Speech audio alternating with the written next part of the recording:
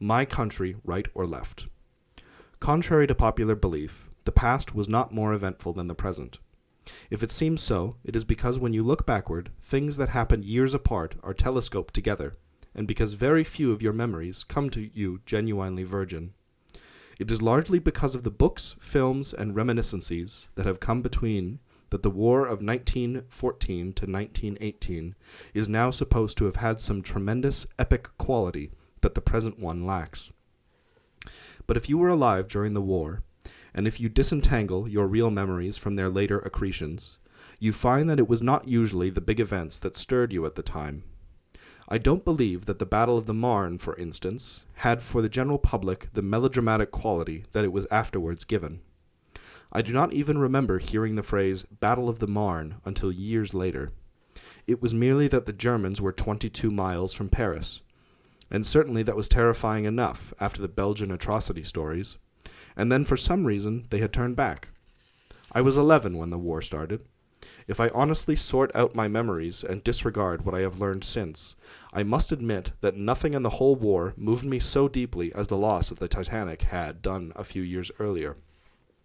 This comparatively petty disaster shocked the entire world, and the shock has not quite died away even yet.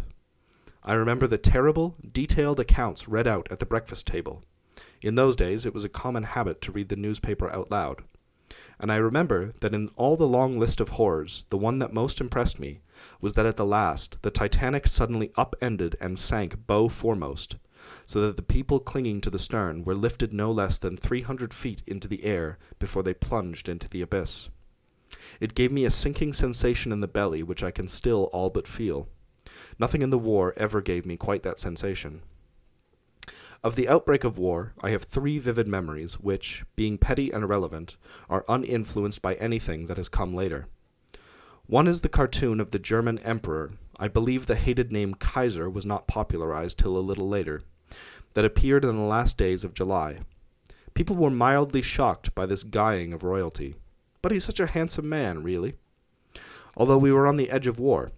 Another is of the time when the army commandeered all the horses in our little country town, and a cabman burst into tears in the marketplace when his horse, which had worked for him for years, was taken away from him. And another is of a mob of young men at the railway station, scrambling for the evening papers that had just arrived on the London train. And I remember the pile of pea-green papers. Some of them were still green in those days. The high collars, the tightish trousers, and the bowler hats, far better than I can remember the names of the terrific battles that were already raging on the French frontier. Of the middle years of the war, I remember chiefly the square shoulders, bulging calves, and jingling spurs of the artillerymen, whose uniform I much preferred to that of the infantry. As for the final period, if you ask me to say truthfully what is my chief memory, I must answer simply, margarine. It is an instance of the horrible selfishness of children that by 1917 the war had almost ceased to affect us, except through our stomach. In the school library, a huge map of the Western Front was pinned on an easel with a red silk thread running across on a zigzag of drawing pins. Occasionally the thread moved half an inch this way or that, each movement meaning a pyramid of corpses. I paid no attention. I was at school among boys who were above the average level of intelligence, and yet I do not remember that a single major event of the time appeared to us in its true significance. The Russian Revolution, for instance, made no impression, except on the few whose parents happened to have money invested in Russia. Among the very young, the pacifist reaction had set in long before the war ended. To be as slack as you dared on OTC parades, and to take no interest in the war, was considered a mark of enlightenment. The young officers who had come back, hardened by their terrible experience and disgusted by the attitude of the younger generation, to whom this experience meant nothing, used to lecture us for our softness. Of course they could produce no argument that we were capable of understanding. They could only bark at you that war was a good thing, that it made you tough, kept you fit, etc., etc. We merely sniggered at them. Ours was the one-eyed pacifism that is peculiar to sheltered countries with strong navies. For years after the war, to have any knowledge of or interest in military matters, or even to know which end of a gun the bullet comes out of, was suspect in enlightened circles. 1914 to 1918 was written off as a meaningless slaughter, and even the men who had been slaughtered were held to be in some way to blame. I have often laughed to think of the recruiting poster. "What did you do in the Great War, Daddy?" A child is asking this question of its shame-stricken father, and of all the men who must have been lured into the army by just that poster, and afterwards despised by their children for not being conscientious objectors. But the dead men had their revenge after all. As the war fell back into the past, my particular generation, those who had been just too young, became conscious of the vastness of the experience they had missed. You felt yourself a little less than a man because you had missed it. I spent the years 1922 to 1927 among men a little older than myself who had been through the war. They talked about it unceasingly, with horror, of course, but also with a steadily growing nostalgia. You can see that this nostalgia perfectly clear in the English war books. Besides, the pacifist reaction was only a phase, and even the just too young had all been trained for war. Most of the English middle class are trained for war from the cradle upwards, not technically, but morally. The earliest political slogan I can remember is, "We want 8 dreadnoughts, and we won't wait." At 7 years old, I was a member of the Navy League and wore a sailor suit with HMS Invincible on my cap. Even before my public school OTC, I had been in private school cadet corps.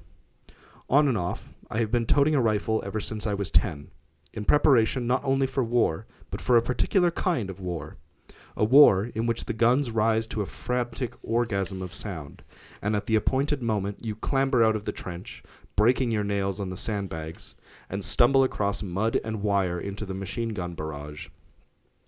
I am convinced that part of the reason for the fascination that the Spanish Civil War had for most people of my age was that it was so like the Great War. At certain moments, Franco was able to scrape together enough aeroplanes to raise the war to a modern level, and these were the turning points. But for the rest, it was a bad copy of 1914 to 1918, a positional war of trenches, artillery, raids, snipers, mud, barbed wire, lice, and stagnation. In early 1937, the bit of the Aragon front that I was on must have been very like a quiet sector in France in 1915. It was only the artillery that was lacking. Even on the rare occasions when all the guns in Huesca and outside it were firing simultaneously, there were only enough of them to make a fitful, unimpressive noise like the ending of a thunderstorm. The shells from Franco's 6-inch guns crashed loudly enough, but there were never more than a dozen of them at a time. I know that what I felt when I first heard artillery fired in anger, as they say, was at least partly disappointment. It was so different from the tremendous, unbroken roar that my senses had been waiting for 20 years. I don't quite know in what year I first knew for certain that the present war was coming. After 1936, of course, the thing was obvious to anyone except an idiot. For several years, the coming war was a nightmare to me, and at times I even made speeches and wrote pamphlets against it. But the night before the Russo-German Pact was announced, I dreamed that the war had started. It was one of those dreams which, whatever Freudian inner meaning that they may have, do sometimes reveal to you the real state of your feelings. It taught me 2 things. First, that I should be simply relieved when the long-dreaded war started. Secondly, that I was patriotic at heart, would not sabotage or act against my own side, would support the war, would fight in it if possible. I came downstairs to find the newspaper announcing Ribbentrop's flight to Moscow. So war was coming, and the government, even the Chamberlain government, was assured of my loyalty. Needless to say, this loyalty was, and remains, merely a gesture. As with almost everyone I know, the government has flatly refused to employ me in any capacity whatever, even as a clerk or a private soldier. But that does not alter one's feelings. Besides, they will be forced to make use of us sooner or later. If I had to defend my reasons for supporting the war, I believe I could do so. There is no real alternative between resisting Hitler and surrendering to him, and from a socialist point of view, I should say that it is better to resist. In any case, I can see no argument for surrender that does not make nonsense of the Republican resistance in Spain, the Chinese resistance to Japan, etc., etc. But I don't pretend that it is the emotional basis of my actions.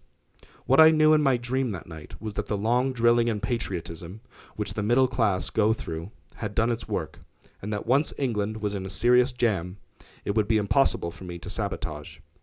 But let no one mistake the meaning of this. Patriotism has nothing to do with conservatism. It is devotion to something that is changing, but is felt to be mystically the same, like the devotion of the ex-white Bolshevik to Russia. To be loyal both to Chamberlain's England and to the England of tomorrow might seem an impossibility, if one did not know it to be an everyday phenomenon. Only revolution can save England. That has been obvious for years. But now the revolution has started, and it may proceed quite quickly if only we can keep Hitler out. Within 2 years, maybe a year, if only we can hang on, we shall see changes that will surprise the idiots who have no foresight. I dare say the London gutters will have to run with blood. All right, let them, if it is necessary. But when the red militias are billeted in the Ritz, I shall still feel that the England I was taught to love so long ago, and for such different reasons, is somehow persisting. I grew up in an atmosphere tinged with militarism, and afterwards I spent 5 boring years within the sound of bugles. To this day it gives me a faint feeling of sacrilege not to stand to attention during God Save the King. That is childish, of course, but I would sooner have that kind of upbringing than to be like the left-wing intellectuals who are so enlightened that they cannot understand the most ordinary emotions. It is exactly the people whose hearts have never leapt at the sight of a Union Jack who will flinch from revolution when the moment comes. Let anyone compare the poem John Cornford wrote not long before he was killed, before the storming of Huesca, with Sir Henry Newbolt's There is a Breathless Hush in the Close tonight. Put aside the technical differences, which are merely a matter of period, and it will be seen that the emotional content of the 2 poems is almost exactly the same. The young communist who died heroically in the International Brigade was public school to the core. He had changed his allegiance, but not his emotions. What does that prove?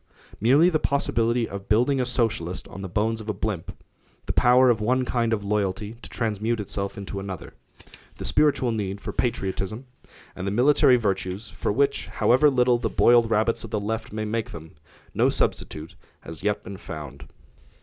Written in autumn 1940.